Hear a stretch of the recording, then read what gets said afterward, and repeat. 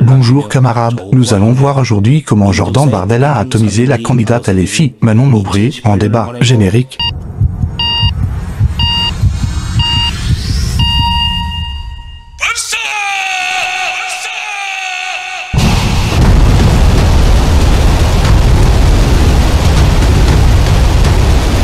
Le philosophe Jean-Jacques Rousseau avait une très belle formule pour définir la sociopathie gauchiste. Il écrivait « Défiez-vous de ces cosmopolites qui vont chercher loin dans leurs livres des devoirs qu'ils dédaignent de remplir autour d'eux. Téléphone philosophe aime les tartares pour être dispensé d'aimer ses voisins. » Dans cet échange, Jordan Bardella parle de l'assassinat de Matisse à Châteauroux par un Afro. Mais Aubry répond qu'il faut accueillir plus d'Afghans. Jordan Bardella lui cloue le bec avec une frappe nucléaire dévastatrice. Il sort la carte du principe de précaution.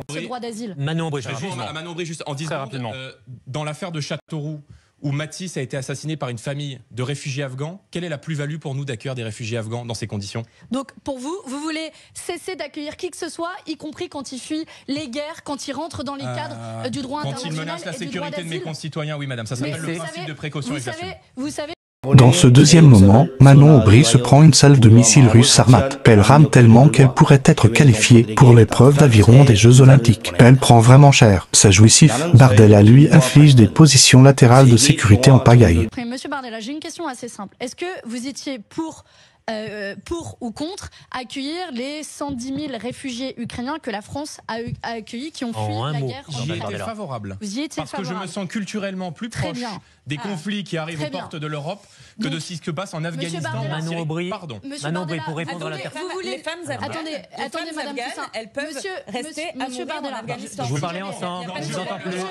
J'avais la parole, monsieur Bardella. S'il vous plaît, on vous entend plus là. On ne vous entend plus. Manon Aubry. On voit bien le paradoxe dans vos paroles. Si ce sont des réfugiés ukrainiens qui fuient la guerre et qui sont de religion chrétienne ou blanc, ça vous convient. Par contre, si ce sont, par exemple, des femmes qui fuient l'islamisme que vous dénoncez que vous importez en France d'Afghanistan, mais vous importez l'islamisme en France, madame. Mais donc vous n'êtes pas pour accueillir. Je comprends bien l'intérêt pour la France insoumise d'importer des islamistes du Hamas en France pour faire des fausses élections. Donc vous voyez le paradoxe. Vous voulez lutter contre l'islamisme, mais vous n'êtes pas prêt à accueillir ceux qui fuient. Et vous l'importez, vous voyez à quel point votre politique n'a aucun sens. Pas vrai, et votre question n'a aucun sens. C'est pas vrai, et vous n'avez aucune humanité. Tout le monde aura bien compris aujourd'hui que vous êtes prêt à accueillir, si ce sont des Ukrainiens, mais des gens qui fuient la guerre en Afghanistan ou dans d'autres pays. L'Afghanistan est un pays en guerre, madame.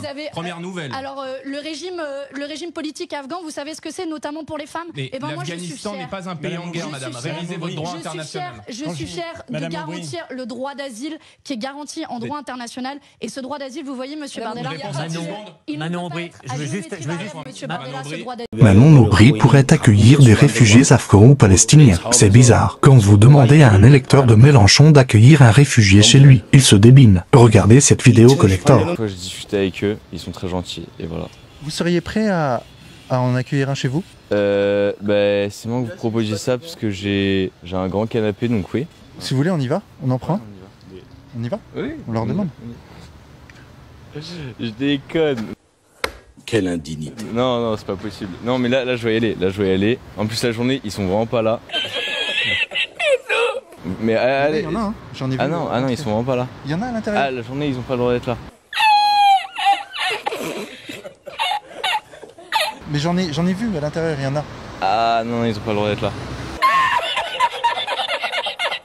Enfin, Bardella achève Manon Aubry en déroulant son programme patriotique de protection des frontières. Merci à Manon Aubry de démontrer que la fermeté en matière d'immigration est présente sur la liste du Rassemblement national et je suis très heureux que un grand serviteur de l'État comme Fabrice Leggeri, qui a protégé les frontières européennes, qui a été débarqué par la Commission européenne pour cela et qui est aujourd'hui, vous avez raison, poursuivi par des associations pro-migrants d'extrême gauche, des ONG, et par l'agence d'avoir protégé nos frontières. Alors je vais vous le dire, je pense que l'immigration est peut-être le plus grand défi qui se pose aujourd'hui à l'Europe, qui va bouleverser non pas seulement nos comptes publics, notre sécurité, mais aussi notre identité. Et ça pose au fond une question existentielle.